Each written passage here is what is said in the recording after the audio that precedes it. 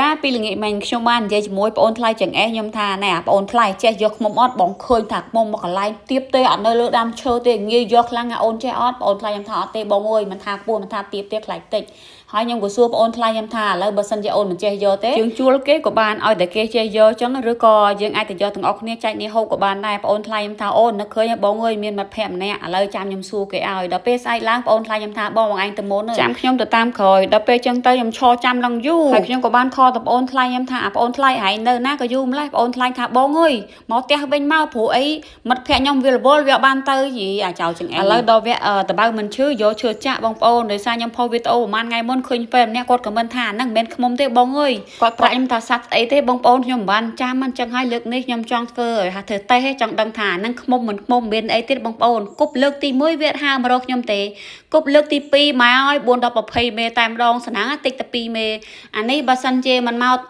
កបើសិនជាមកទាំងអស់មកសបុកមិនបាច់ទេបងប្អូនខ្ញុំដេកពេទ្យបាត់ហើយស្មានហើ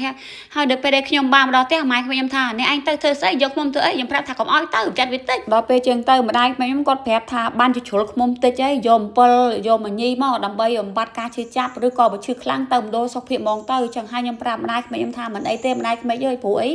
ការពីខ្ញុំនៅទៅតូចធ្វើស្រែជាពិសេសរដូវច្រូតនឹងខ្វះអីស្រាំងតិចខ្មុំវាមិនមានអីផងខ្លាំងវាហាមុខហាមាត់តែប៉ុណ្ណឹងហើយខ្ញុំមានម្ដងថាទៅលើកក្រោយខ្ញុំបបួលម្ដាយក្មេកខ្ញុំទៅអីចឹងប៉ុន្តែមិនទាន់បាននិយាយផងគាត់ប្រាប់ខ្ញុំថាណែកូនភាសាហាមទៅម្ដងទៀតណាតែខ្ញុំមិនបានស្ដាប់ម្ដាយក្មេកខ្ញុំទេបងប្អូនខ្ញុំទៅម្ដងទៀតដោយសារប្អូនថ្លៃខ្ញុំប្រាប់ថាមិត្តភក្តិគាត់តនេទៅទាំងអស់គ្នាដល់ពេលខ្ញុំទៅដល់មិត្តភក្តិប្អូនថ្លៃខ្ញុំគាត់ប្រាប់ថាមិនអាចយកបានទេដោយសារខ្មុំនឹងវាសាងសង់ផ្ទះនៅប្រអប់បកគោលភ្លើងអីចឹងខ្លាចផ្ទុះខ្សែខ្សែភ្លើងចុងកញ្ចប់អត់ដែរតែបងប្អូនសូមអធិស្ឋានអត់បានថតប្អូនថ្លៃខ្ញុំនិងមិត្តភក្តិគាត់ទេដោយសារតែគាត់មិនអោយថតប៉ុន្តែខ្ញុំមិនចោះចាញ់ទេលើកក្រោយបើសិនជាមាននរណាម្នាក់អាចថាយកបានខ្ញុំទៅជាមួយគេចឹងណានិយាយទៅអាខ្មុំក៏ឆ្លាតអីយ៉ាងនេះបងប្អូនអើយវាចេះនឹកឃើញសាងសង់ផ្ទះនៅក្នុងប្រអប់ភ្លើងចឹងហើយឲ្យមានអាណាខ្វល់ទៅយកវាអីចឹងឥឡូវដល់វគ្គខ្ញុំធ្វើបង្អែមទៅសក់ឲ្យម្ដាយក្មេកខ្ញុំពិសានំខេកឬ birthday cake ទៅសក់អីចឹងណាបងប្អូនរដូវកាលរដូវភ្លៀងធ្លាក់ចឹងស្រុកភូមិខ្ញុំម្នាក់ឲ្យតែគេមានដីថារបៀបខ្ពង់រៀបចរៈភ្នំគេនាំគ្នាដាំទៅសក់ហើយទៅសក់ដែលគេដាំហ្នឹងខ្ញុំយកធ្វើនំនេះមិនមែនទៅសក់ពពួកទៅសក់ស្រូវទេបងប្អូនគឺទៅសក់ជ្រាបទៅសក់ចុចលក់យើងហ្នឹងនៅស្រុកហ្នឹងគេយកទៅធ្វើនំហើយទៅសក់ហ្នឹងដែលខ្ញុំបានទិញខ្ញុំទិញបាន4ផ្លែទុកឲ្យម្ដាយក្មេកខ្ញុំ2ផ្លែខ្ញុំធ្វើខ្លួនឯង2ផ្លែអីចឹងណាបងប្អូនហើយម្ដាយក្មេកខ្ញុំប្រាប់ថានំទៅសក់ហ្នឹងបើសិនជាយើងចង់ធ្វើឆ្អិនហើយមានរសជាតិឆ្ងាញ់យើងយកទៅឈូសជាមួយណាប្រដាប់ឈូសលហុងហ្នឹងប៉ុន្តែដោយសារតែខ្ញុំឈួរអត់កើទៅអល់អញ្ចឹងហើយខ្ញុំយកកបិតមកពីចិត្តហ្មងទៅព្រោះអីខ្ញុំគិតថាយកទៅកិនដដែលហ្នឹងបងប្អូនឥឡូវដល់វគ្គខ្ញុំចាប់ដើមសំគ្រឿងកិនហើយគ្រឿងកិនរបស់វាអត់មានន័យច្រើនទេនិយាយទៅនំហ្នឹងងាយធ្វើស្រួលហ្មងមានតែកកសាយយើងហ្នឹង